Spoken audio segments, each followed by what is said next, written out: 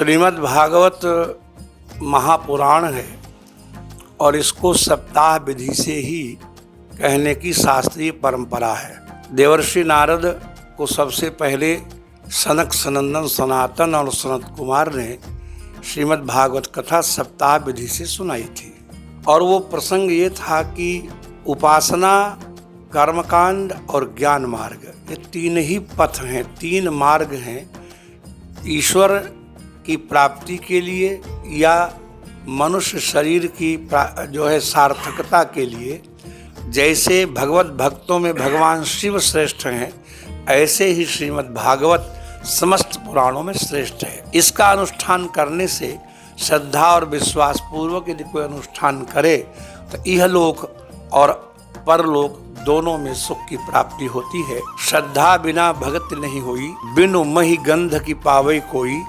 जैसे पृथ्वी के बिना गंध नहीं पाई जा सकती, ऐसे श्रद्धा के बिना उपासना नहीं की जा सकती। केवल मथुरा और वृंदावन में ही नहीं, पूरे देश में एक भक्ति का आंदोलन चल पड़ा है। 500 वर्ष से ये जो गुलामी का प्रतीक चिन्ह था वो मिट गया और श्रीमद् रामचरितमानस में वर्णित राम कथा के परम नायक प्रभु राम जी की प्रतिष्ठा हुई। इससे पूरे देश में सनातन धर्म को मानने वालों में अत्यंत उल्लास है, हर्ष है, आनंद है और आगे भी बड़ी आशाएं हैं। लगता है चक्र घूम रहा है और फिर से सनातन धर्म की पताका पूरे विश्व में लहराएगी, इसमें कोई संदेह नहीं है।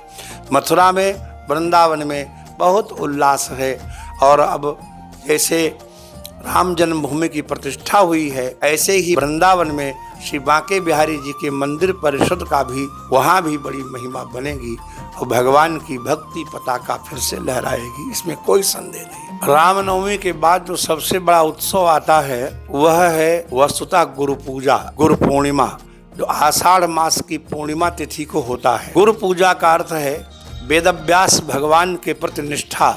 वस्तुतः वो गुरु पूर्णिमा नहीं है, वो व्यास पूर्णिमा ही है। पूरे विश्व को वेदव्यास भगवान ने प्रदान की, उनकी कृतज्ञता को ज्ञापन करने के लिए व्यास पूर्णिमा नाम का उत्सव आषाढ़ की पूर्णिमा में इसके बाद आने वाला है। उत्सव तो प्रत्येक देश में अपने अपने हिसाब से मनाए जाते हैं, लेकिन भारतवर्ष में उत्सवों का उल्लास कुछ देखते ही बनता है। व्यास पूर्णिमा से पहले एक उत्सव और आएगा जिसको लोग कहते हैं गंगा दशहरा। ये भी एक उत्सव ही है।